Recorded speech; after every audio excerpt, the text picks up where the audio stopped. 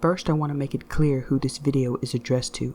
This video is not addressed to those who understand what's wrong with this country. This video is not about denouncing racism. No, this is for the people I witnessed in my local community and the people across the country who do not want to believe, that refuse to accept the true nature of this country as it shows its colors. Failing to heed this call to arms means you're willing to accept your submissive future. You are not my enemy, but I'm hoping I can make you an ally.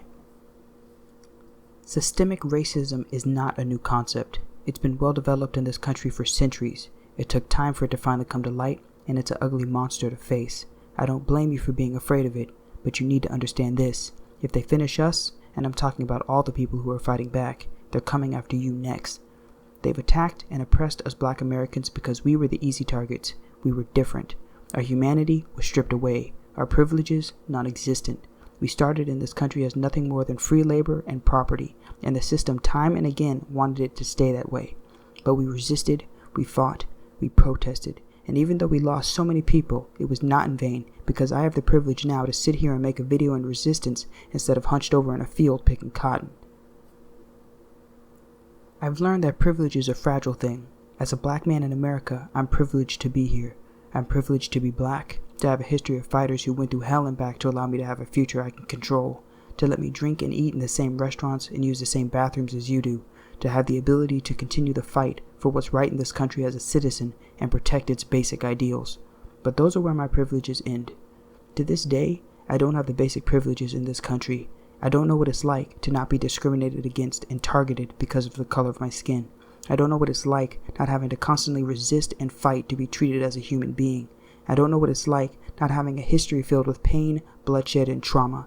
And I don't know what it's like not fearing that I'll be the next headline when I get pulled over. I don't know what it's like living in my own country without fear. But you do. You have that privilege, and I'd like myself and the future generations of all colors to have that peace of mind in this country. I feel as though white privilege has been condemned as a bad thing, but I never saw it that way. It's an ideal level of privilege that everyone should share. I'm glad that you don't have to worry about the police. I'm glad that no one has discriminated against you to the lengths that my people were discriminated against, that no one has thought of you lesser than or made you ashamed of who you are and where you come from.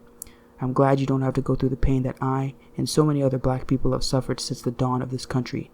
I'm genuinely happy that you don't have to experience it because no one deserves that pain. I couldn't wish it on my worst enemy. So if you're so unsure what side you fall on in the middle of all this, then tell me, why do we deserve the pain I've witnessed and described? If for whatever reason you truly believe that we deserve it, I urge you to write precisely and logically why we should be denied the basic privilege of living peacefully in this country in the comments below. I want to make something abundantly clear. We don't want to strip your privileges away. We don't want to take anything from you. There's nothing you should be afraid of from us because we know what it's like being on the other side of the whip. We simply want to be treated as an equal. I don't want to have to worry anymore if my brother will be safe going on a walk by himself. I don't want to continue worrying if wearing a mask will be a problem when I decide to go shopping during a pandemic. I don't want to see anyone, Black, white, Hispanic, Asian, Native American, or other, as another headline in the news because a police officer made the decision to kill someone for unjust reasons. I'm tired of it, and you have to be too. So why won't you fight with us?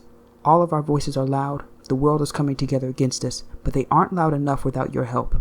They aren't loud enough until everyone pushes back against this. You are a voice that will help us because we can't do this alone. We're strong and have done so in the past, but those days are no longer the same.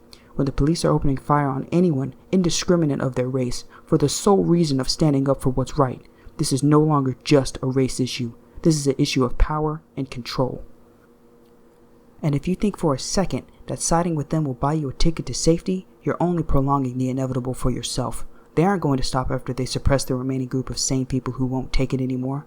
They won't stop until they've whittled everyone they deem beneath them down to a docile state, and that includes you. You've seen the way they treat us, the way they've been treating us. The number of examples is too many to list, and soon you'll find yourself on this list if you don't stop this here and now. They aren't going to stop after us. They'll stop until they've taken everything from you that you're willing to tolerate, and by that point, it may be too late.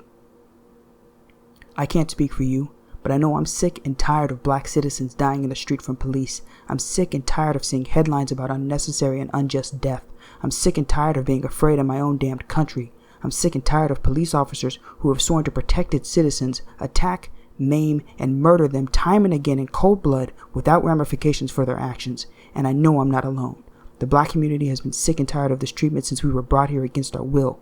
When we flourished, we were torn down. When we resisted, we were made the enemy. And yet despite it all, we've managed to make change for the better.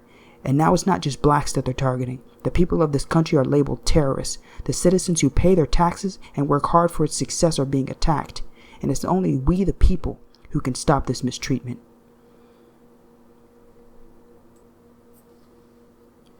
So if you don't want to help us in the name of black people, fine, don't. I'm not going to waste what little energy I have left trying to convert that part of you. But if anything, at least have the decency to help yourself and band against the wrongdoings of the police and our system. Mark my words, when it's all said and done, if we lose now, they'll come for you next. Don't believe me? Look here and tell me what happens when power gets to someone's head, when they know they're above you and there's next to nothing you can do against them. I'm only speaking from the experience that us black Americans have been living with since we've been here. They will take everything. It will never be enough for them. So I urge you to think about what I said. Think about how horrific it is to live in a country when it's ready and willing to murder and harm its citizens. Think about how even if you do band against us and make it through this, how much time will you have until they come after you? Think about how if you put a stop to this now, that the country is better for it. Think about how the people fighting for rights don't want to take anything from you. Think about how un-American it is to not fight back against those who have wronged you and your fellow Americans. And think about how you can help others come to their conclusion when you realize that now is the time to fight and hold this country accountable for its actions. I implore you to share this video with anyone you know who has doubts about the current state of this country and where their loyalties lie. I'm not going to sit here and scream that Black Lives Matter or that all lives matter. In the end, we both know the truth. Our lives as citizens matter to us, to our loved ones, and currently, that doesn't seem to be the mindset in the majority of our government, police, or military forces. The police running rampant affect and threaten all Americans. The only ones who are exempt from the oppression is the oppressors themselves. I want you to know that I don't condemn you. I don't condemn you for the way my people were treated in the past. That's guilt that you don't have to shoulder. I condemn and resent those that want to further the oppression of my people and the citizens of the United States of America. Help us make a difference. I pledge allegiance to the flag of the United States of America and to the republic for which it stands, one nation, under God, indivisible, with liberty and justice for all.